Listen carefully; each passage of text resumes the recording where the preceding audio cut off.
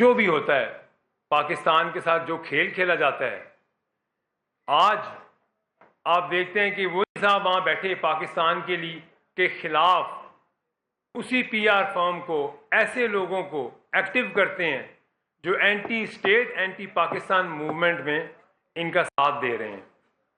आपको बताना चाहता हूं कि ये प्रॉपर एक कैंपेन नहीं, ये प्रॉपर एक ऐसी लॉबी क्रिएट की गई है दुनिया में, फौरन में पाकिस्तान के खिलाफ, पाकिस्तान को नुकसान पहुंचाने के लिए।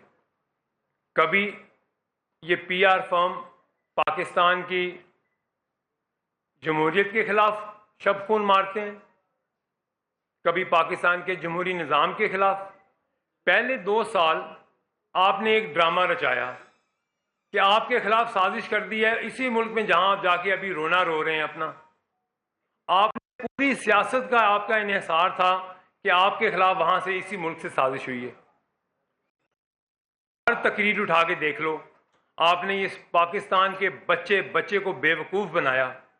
आपने एक्टिंग के वो तमगे हासिल किए कि पाकिस्तान के बच्चे बूढ़े का सब समझे कि ये साजिश हो गई है।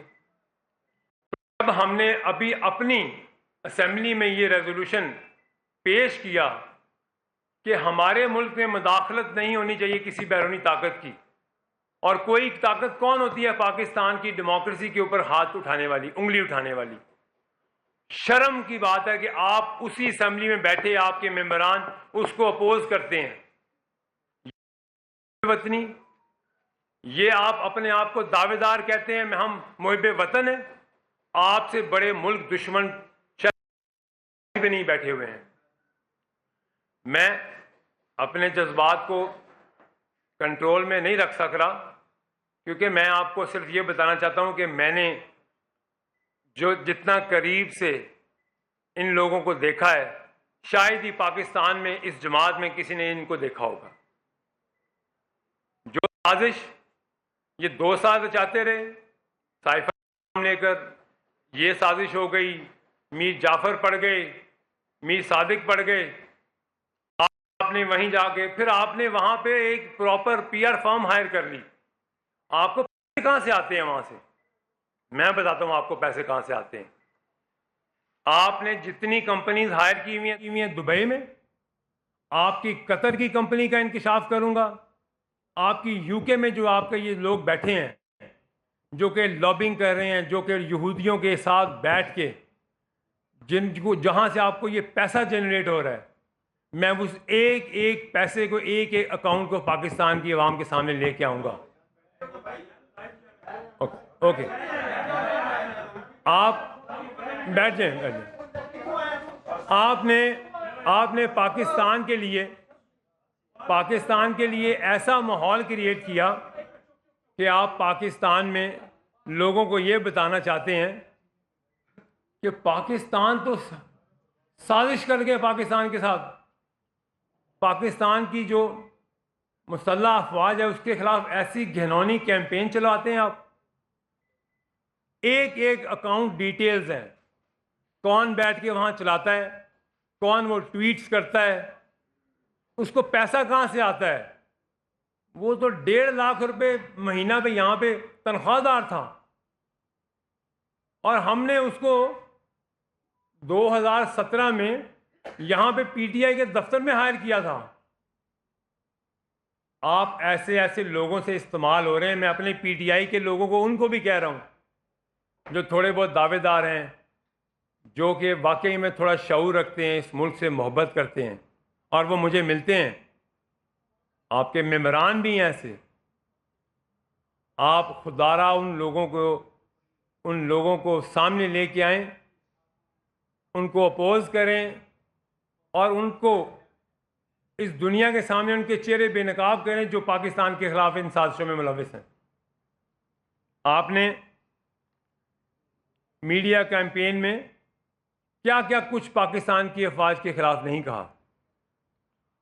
आपने ऐसी मुनज़्ज़म कैंपेन चलाई, बाहर की दुनिया में आपने अपने इदारे के खिलाफ कैंपेन चला दी।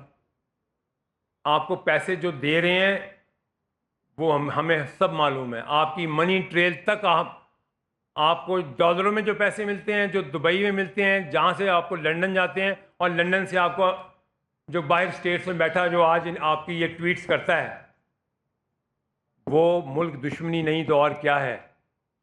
असल गद्दार, असल मुल्क का दुश्मन तो वो है जो वहाँ हमसाया मुल्क बैठे लोग कहते हैं कि वो आज तक हम नहीं कर सके जो ये कर रहे हैं अफवाज के खिलाफ।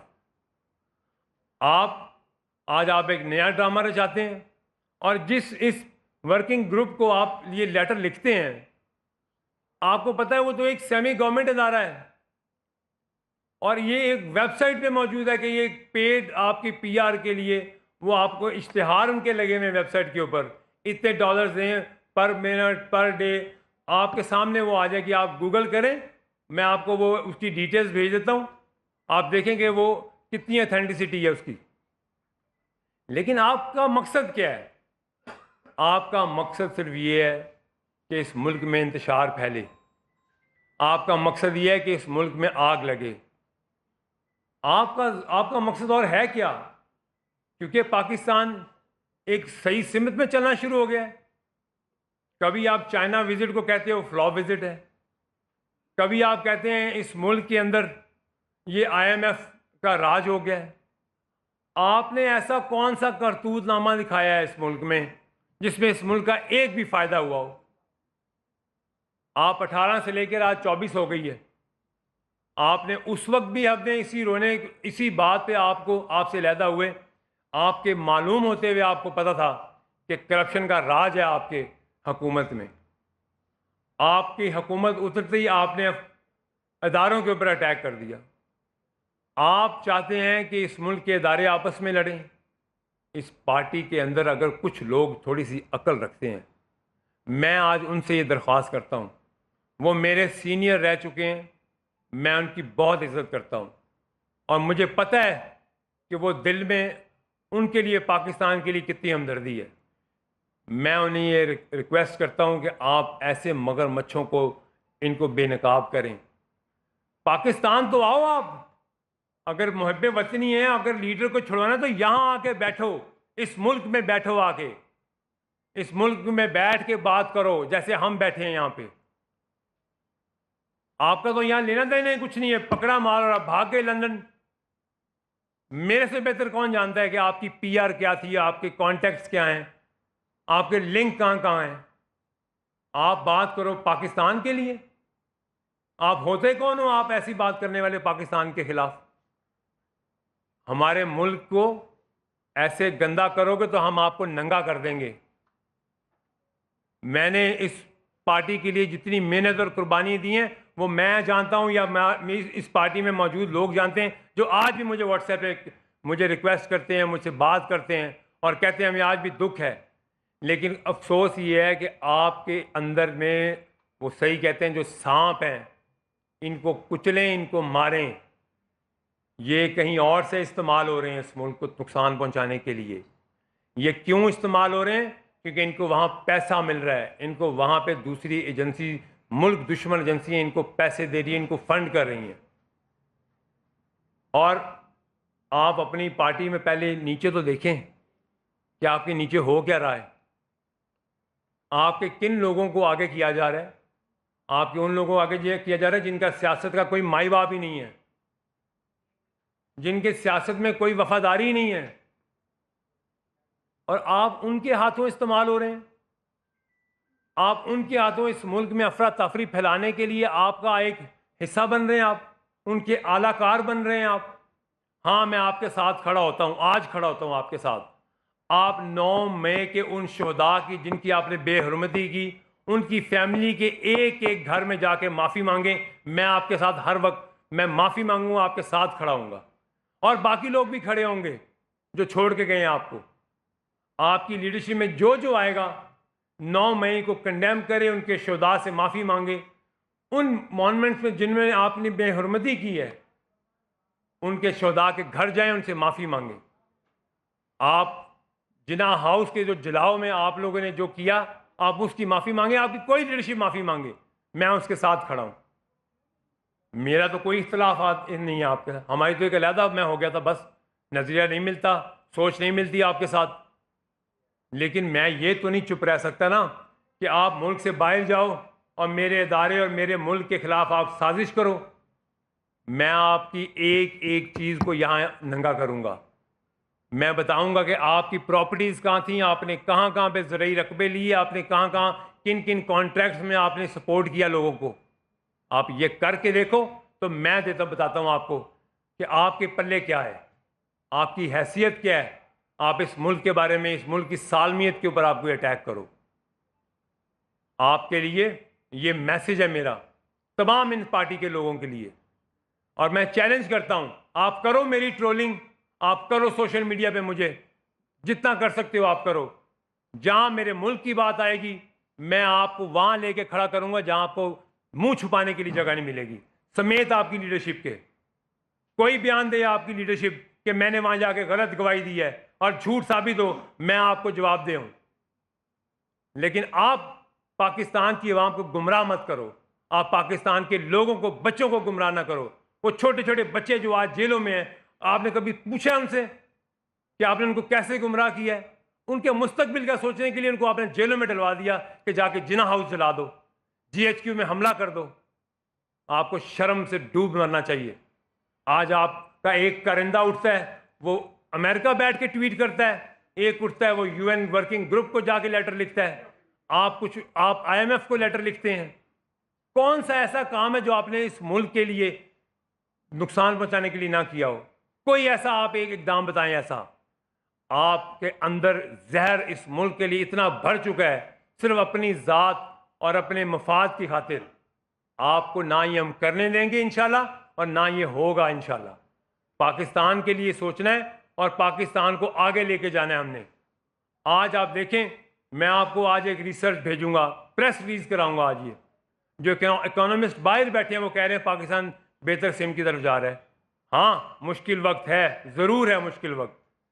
हमारी जो इकोनॉमी की टीम है वो रोज़ाना आपको आके प्रेस टॉक करती है, आपको आके बताते हैं कि हम क्या क्या कर रहे हैं। मुश्किल है आवाम के लिए, लेकिन ये पाकिस्तान के भले के लिए हो रहा है। ये नहीं हो रहा कि हम जाके वहाँ पे जाके कांग्रेस में रेजोल्यूशन पास कराएं कि पाकिस्तान का इलेक्शन जो है वो एक गलत तरीके से हुआ है। ये नहीं हम करते कि हम जाके वहाँ वर्किंग बॉडी को, आप UN की, हम उनको कहें कि आप हमारे लीडर के लिए आप आवाज़ उठाएं। आपके अदालती फैसले हैं, उनकी वजह से वो अंदर है। अभी आपके ऊपर ओपन एंड शट केस है आपका 190 मिलियन पाउंड का। आपको पता है उसमें हुआ क्या है, आपने क्या किया है? आपने दिन दिहाड़े डाका मारा है। आपका एक लीडर उठ के कह दे कि फराह गोगी फ्रंट मैन नहीं थी, इनकी फ्रंट लेडी नहीं थी। कोई एक लीडरशिप आके यहां हलफ दे के कहे कि वो नहीं लेती थी बुजदार के नाम पे पैसे लोगों से, हलफ कुरान पे उठा के कह दे, मैं आपका जवाब दे हूं। आप खुद अपनी गिरेबान में तो झांके कि आपने किया क्या 4 साल इस मुल्क के साथ। तो बस मैं अपने मुल्क की आवाम को ये कहूँगा कि आप, पाकिस्तान हमारा मुल्क है, हमने यहाँ खून भी देना है, हमने यहाँ पसीना भी हमारा जाना है, लेकिन हम इसके ऊपर आंच भी आने नहीं देंगे। यहीं मरेंगे, यहीं जिएंगे इंशाल्लाह। और ऐसे चेहरों को बेनकाब करेंगे जो इस मुल्क के खिलाफ साजिश करेंगे इंशाल्लाह। जी,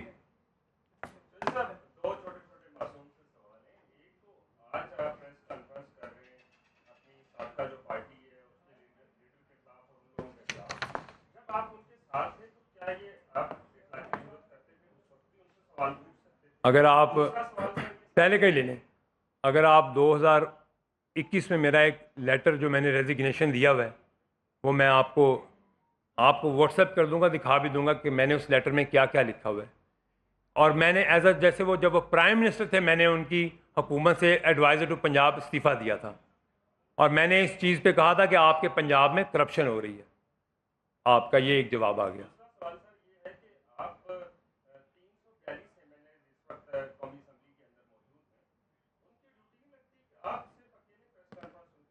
मेरे ख्याल से तो ये हम सब की ड्यूटी है, मेरा अकेले का नहीं, ये हम सब पाकिस्तानियों का फ़र्ज़ है। क्या मेरा पाकिस्तान ज़्यादा है, आपका पाकिस्तान कम है? आपका भी उतना ही पाकिस्तान है, बाकी दोस्तों का भी उतना ही पाकिस्तान है। लेकिन अगर कोई बात मेरी इन्फॉर्मेशन में है तो मेरी इस मुल्क के साथ वफा तो ये कि मैं इस मुल्क की आवाम को बताऊं। और इस मुल्क की आवाम और जो पाकिस्तान से बाहर लोग बैठे हैं जिनके ब्रेन वॉश किए जा रहे हैं, पता है आपको, इस मुल्क के इदारों के ख़िलाफ़, और वो वहाँ से बैठ के कैंपेन करते हैं मीडिया में सोशल मीडिया में ऐसी नफरत अंगेज कैंपेन चलती है, कौन है इसका जिम्मेदार? वाहिद इस जमात के लोग जो बाहर बैठ के पैसा चलाकर इस मुल्क के इदारों के खिलाफ कैंपेन चलवा रहे हैं। क्या आप मेरी इस बात से इतफाक नहीं करते? वहां से ऐसी एंटी स्टेट स्टेटमेंट्स नहीं आती बाइट से? बिल्कुल आती हैं ना। आप देखते हैं अपने व्हाट्सएप में। तो क्या ये पाकिस्तान के लिए फ़ायदेमंद है या पाकिस्तान के लिए नुकसानदेह है? बस मेरा यही आपसे गुजारिश है।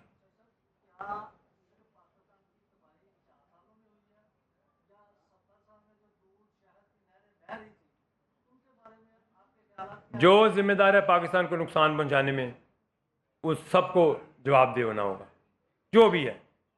4 साल नहीं, जो भी जिसको आप नाम लेंगे, जो पाकिस्तान को, जिसने पाकिस्तान के इदारों को, पाकिस्तान को नुकसान पहुंचाया, वो पाकिस्तान को जवाब दे।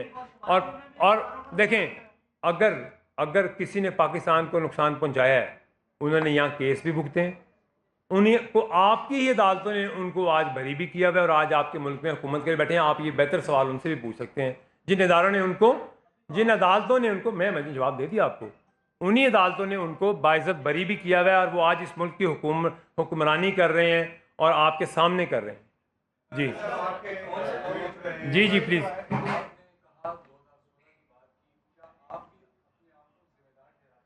देखें, मैंने आपको सबसे पहले ये कहा कि हमारा मकसद क्या था कि हम एक पॉलिटिकल पर्सनैलिटी को एज अ नेशनल पर्सनैलिटी के तौर पर पाकिस्तान के लिए कोशिश करें कि वो पाकिस्तान की अगर हुकूमत संभालनी है तो हम दुनिया में अपनी PR करें कि हमारे मुल्क में एक ऐसी लीडरशिप आ रही है जो कि पाकिस्तान के साथ नेशनल तौर के तरीक़ों के साथ पाकिस्तान के साथ चलेगी और पाकिस्तान की जिम्मेदारियां संभालेगी। ये दुनिया में हर जगह होता है, हर लीडरशिप हर जगह करते हैं, बाकी पार्टीज़ भी करती हैं, बाकी मुल्कों में भी लोग करते हैं। तो हमारा मकसद तो ये था। अगर इस मकसद के बाद आप अगर किसी चीज़ को किसी बुरे मकसद के लिए इस्तेमाल करें तो मेरे ख्याल से हम तो उस चीज़ का हिस्सा नहीं बन सकते। मेरा सिर्फ इतना मैंने आपको बताना था। जी अब्बास साहब आज कुछ नहीं बोल रहे।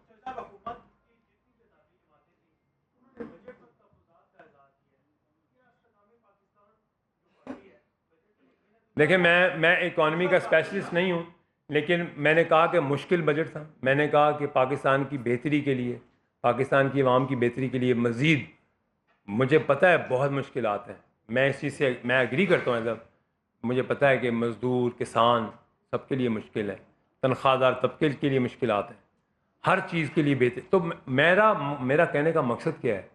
हम यहाँ पर काम करना चाहते हैं पाकिस्तान की आवाम को रिलीफ देने के लिए। तभी मिलेगी ना जब इस मुल्क में इस्तेकाम आएगा, जब इस मुल्क में स्टेबिलिटी आएगी। जब हर रोज़ इस मुल्क में साजिश होगी तो फिर कैसे इस मुल्क में स्टेबिलिटी आएगी?